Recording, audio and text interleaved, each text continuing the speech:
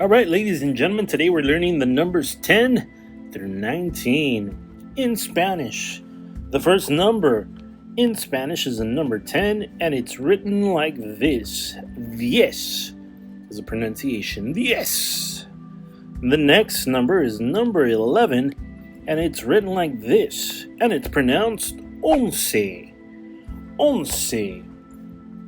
Number 12 is written like this in Spanish, and it's pronounced doce, doce, doce. Number 13 is written like this, and it is pronounced trece, trece. The number 14 is written like this in Spanish, and it's pronounced catorce, catorce. The number 15 is written like this in Spanish, and it is pronounced quince, quince, quince. The number 16 is written like this in Spanish, and it is pronounced dieciséis, dieciséis, dieciséis. One thing I want you to note is the little hat area on top of the E. It is for accents, so remember to definitely pronounce that E stronger than normally.